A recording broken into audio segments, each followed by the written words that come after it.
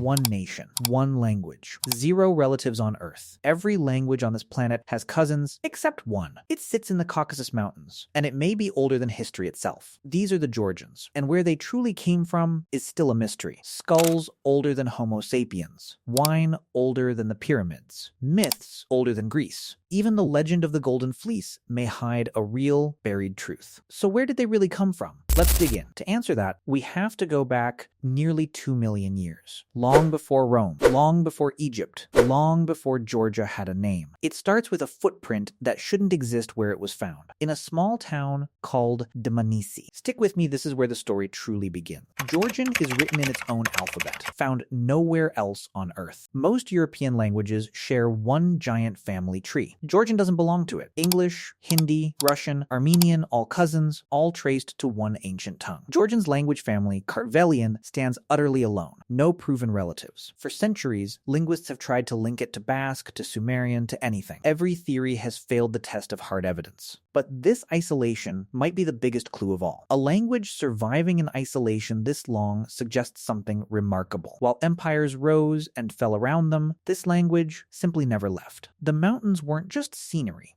They were a shield. Persians, Romans, Mongols, Ottomans all passed by, but rarely settled deep inside. Could Georgian be a linguistic fossil from a world before written history? In 1991, archaeologists in Dmanisi, Georgia made a discovery that stunned the world.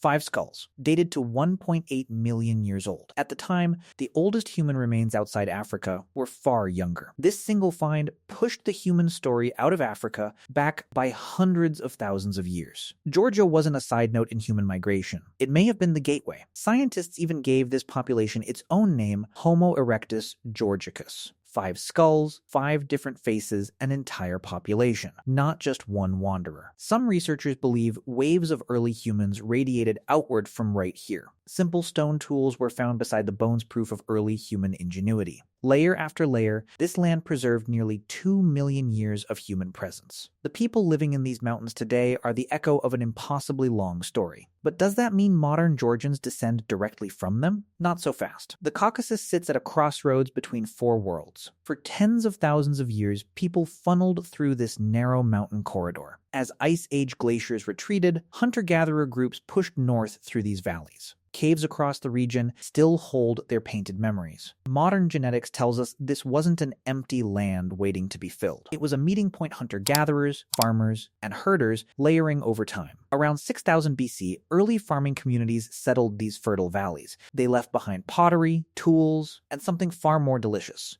Grapevines, native to this exact region, wild and waiting. And that discovery would define Georgian identity for the next 8,000 years. Welcome to the cradle of wine. Let's talk about the clue buried beneath Georgian soil. Literally, in 2017, chemical residue in ancient clay jars confirmed the world's oldest wine, roughly 8,000 years old. Older than Egypt, older than Mesopotamian winemaking. These early Georgians buried clay vessels called kevri deep in the earth to ferment wine. It's a method still used in Georgia today, almost unchanged. The very word wine in several ancient languages may trace back to this region. Wine wasn't just a drink here, it became sacred, communal, identity itself. Centuries later, Georgia's national symbol would literally be a cross made of grapevine. Over 500 native grape varieties still grow only in Georgia and nowhere else. That kind of genetic diversity doesn't appear overnight, it takes thousands of years. It's strong evidence this culture didn't arrive recently. It grew here. Layer by layer, the evidence keeps pointing to deep local roots.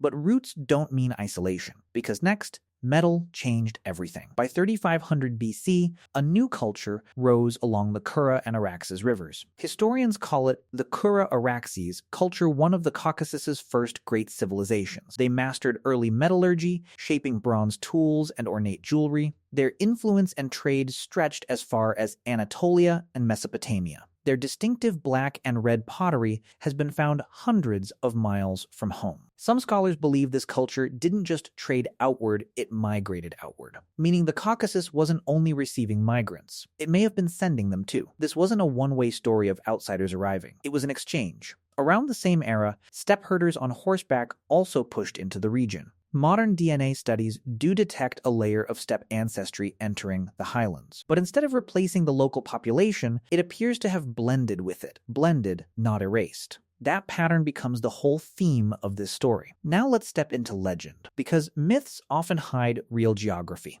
Ancient Greeks told of Jason and the Argonauts sailing to a distant land. Their destination, Colchis, a real kingdom on Georgia's Black Sea coast. They sailed there for one legendary treasure, the Golden Fleece. Historians think the myth may describe a real local technique. Ancient Colchian miners used sheepskins to trap gold dust from mountain rivers. Pull it out, dry it, shake it, and you'd have a literal golden fleece. A legend born from a real, working, gold panning technique. Colchis wasn't fantasy, it was a real, sophisticated kingdom by 1300 BCE. It traded directly with the Greek world. Wine, gold, timber, and iron. Greek colonies even settled along this same coastline, living beside the locals. This wasn't Greek origin. It was centuries of contact, trade, and shared myth. While Colchis ruled the coast, another kingdom rose inland, Caucasian Iberia. Not Spain's Iberia, a completely separate, older kingdom of the same name. The Georgians call this land Kartli, the heart of their historic identity. Georgian legend names a founding ancestor Kartlos, son of a mythical patriarch. From him,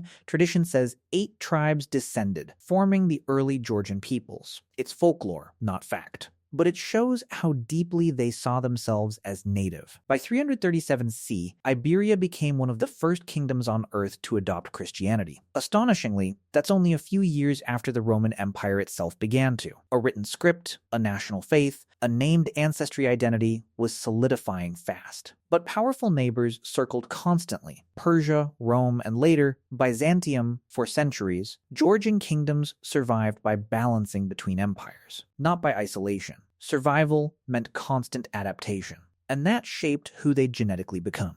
So let's cut through the myths. What does modern genetics actually show? Multiple studies identify the Caucasus as a genetic refuge, a place lineages survived. While Ice Age Europe was buried under glaciers, this region stayed livable. Ancient populations sheltered here, preserving deep genetic lineages found almost nowhere else. Modern Georgian DNA blends 3 deep ancestral sources: Caucasus hunter-gatherers, early farmers, and steppe herders. But the Caucasus hunter-gatherer component remains unusually strong compared to neighboring regions. Geneticists describe Georgians as one of the most genetically continuous populations in West Asia. Continuity, not replacement, is the pattern researchers keep finding here. This part of the Caucasus shows more localized genetic diversity than almost anywhere in Eurasia. Ancient DNA from Bronze Age skeletons closely matches people living in Georgia today. In other words, the thread from Dmanisi's deep past to today was never fully broken. Indigenous roots, constant contact. That's the real answer, not one, but both. So, where did the Georgian people really come from? Not from one migration, not from one myth, from layers, stacked over 2 million years. Ancient hominids, Ice Age survivors, Neolithic winemakers, Bronze Age traders, Christian kingdom builders, protected by mountains, yet never cut off from the world around them. Their language stayed unlike any other, a living signal of deep continuity. Their culture fused ancient ritual with new faith and never let go of either. And their Dima tells a story of resilience indigenous, but never isolated. Few peoples on Earth can trace such a continuous thread through so much time. Today, that thread is still walking through the streets of Tbilisi, still speaking the old words, still making the old wine. The real answer was never a single origin. It was survival, layer upon layer. If this story surprised you, subscribe, because history rarely has one simple answer.